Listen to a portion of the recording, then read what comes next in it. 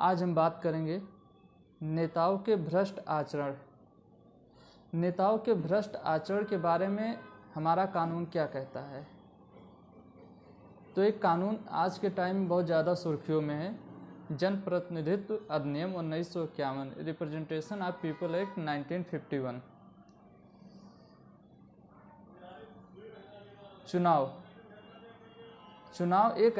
चुनाव लोकतंत्र का सबसे बड़ा मेला होता है जो हर समय किसी न किसी स्टेट में कंडक्ट कराया जाता है।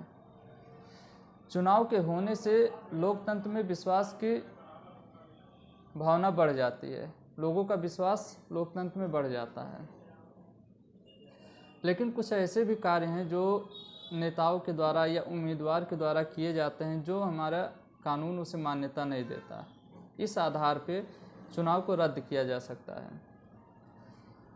2017 में इलाहाबाद हाईकोर्ट में अनुग्रह नारायण सिंह के द्वारा हर्षवर्धन वाजपेयी के खिलाफ एक याचिका दाखिल किया गया, जिसमें ये कहा गया कि हर्षवर्धन वाजपेयी के द्वारा जो हलफनामा दिया गया था चुनाव आयोग को, जब भी कोई उम्मीदवार होता है, खड़ा होता है, तो उसके लिए हलफनामा दिया जाता है, उसके ऊपर कितनी देनदारियां हैं, कितनी लेनदारियां हैं, उसकी योग्यता क्या है। तो उसमें ये कहा गया कि हर्षवर्धन वाजपेयी के द्वारा जो भी शैक्षणिक योग्यता उसमें दर्शाया गया, दिया गया उसके बारे में, और देनदारियां, वो देनदारियां क्या है उन पे, ये गलत है। ये 2017 में याचिका दाखिल किया गया था इलाहाबाद हाई कोर्ट में। फिर उसके बाद उसका डिसीजन आया, तो उस डिसीजन के खिलाफ सुप्रीम कोर्ट में याचिका फिर से दायर किया गया। तो सुप्रीम कोर्ट ने इस बार ये कहा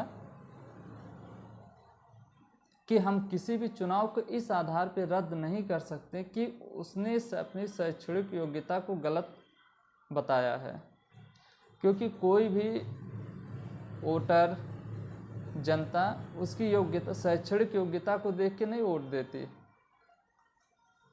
उसके द्वारा किए गए कार्यों को देख के उसको वोट देती है। अभी डिसीजन फाइनल नहीं हुआ है, लेकिन सुप्रीम कोर्ट ने ये कहा है। तो इस समय प्रेजेंट टाइम में section 123 subsection 2 subsection 4 of representation of people act बहुत ज़्यादा सुर्खियों में है, जिसमें ये कहा गया है कि अगर ये कार्य कुछ गलत आचरण को दर्शाया गया है कि अगर ये एक्ट किसी उम्मीदवार के द्वारा किया जाएगा, ये कार्य किसी उम्मीदवार के द्वारा अगर किया जाता है तो उस चुनाव को रद्द किया जा सकता है। जैसे हुआ हमले की संभावना, अगर कोई हमला करता है किसी वोटर के ऊपर या किसी समुदाय के ऊपर, तो उस केस में चुनाव को रद्द किया जा सकता है। और अगर कोई रिश्वतखोर, कोई उम्मीदवार रिश्वतखोर का काम करता है तो उस केस में भी चुनाव को रद्द किया जा सकता है। और यह है कि अगर कोई उम्मीदवार या उसका कोई एजेंट या उसका कोई करीबी किसी व्यक्ति को इस बात पे परेशान करता है कि अगर वो मुझको वोट नहीं देगा तो भगवान नाराज़ हो जाएंगे, अल्लाह नाराज़ हो जाएंगे, जो भी हो, तो इस केस पे, इस आधार पर भी चुनाव आयोग, हाई कोर्ट चुनाव को रद्द कर सकता है।